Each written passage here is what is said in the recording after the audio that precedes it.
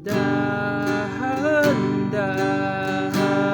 mong bitawan, puso ko di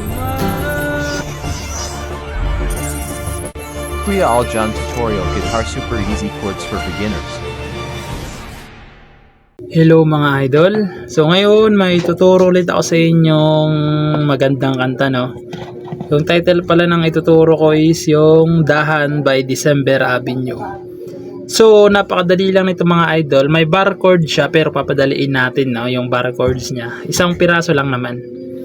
So ituturo na natin kaagad, huwag na natin patagalin. So yung verse niya is G. Yung G, first string, second string, tsaka ito, fifth string, ito sixth string. G, D over F sharp. Yung D over F sharp, ito nasa fourth string, ito nasa third string pala, sorry, third string to, ito sixth string yan. D over F sharp. E minor 7, yung E minor 7 mga idol, ito lang siya, fifth string, tsaka fourth string yan. Ito nandito lang itong dalawa sa first, second, yan, nandito lang to.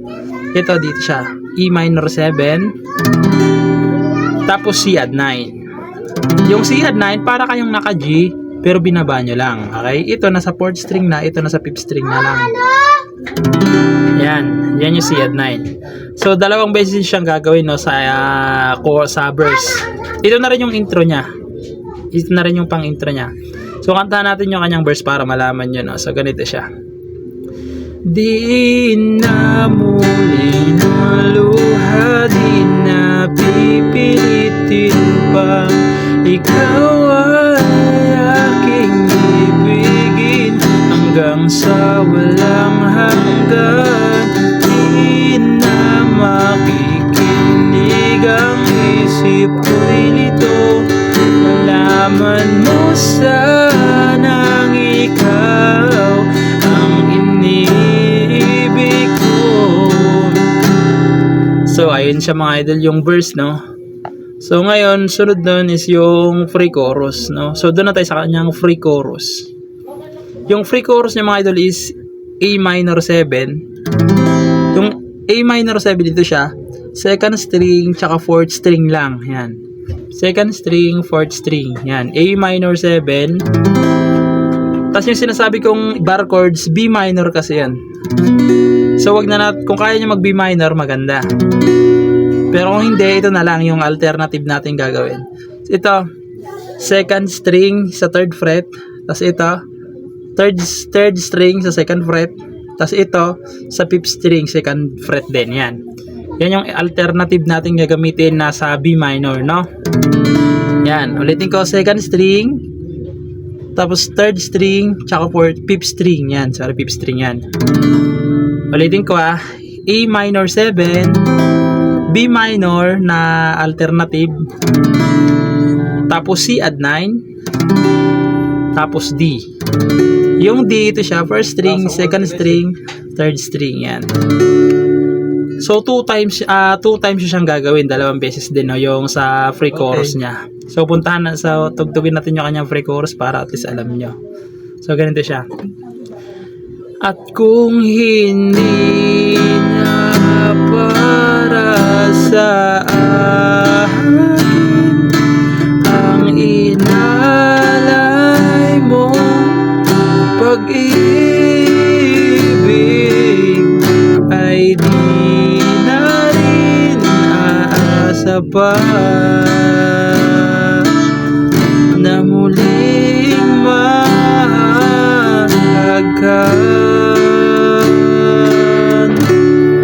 Okay? So, pagkatapos nun, verse 2 muna. Yung verse 2, same lang ng chords ng verse 1, no? Ganun pa rin. Same lang. So, same lang naman. Isasabihin ko na lang. So, sa verse 2 is G, D over F sharp, E minor 7, tapos C add 9. Okay? Tapos, babalik ulit kayo ng refrain.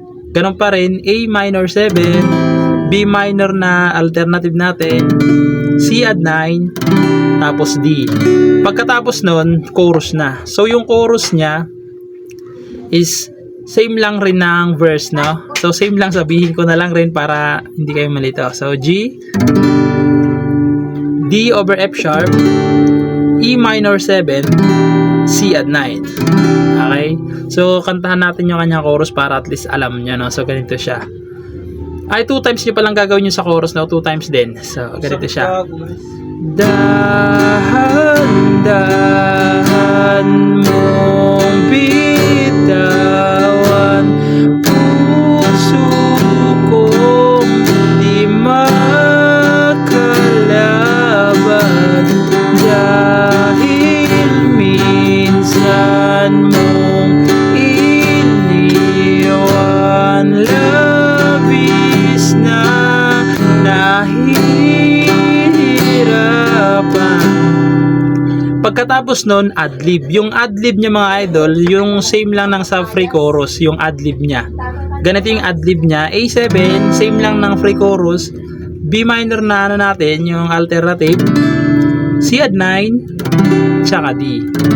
Okay, ganun yung adlib niya, no? So, napakasimple lang ng mga chords niya. Na yun lang. Bye-bye!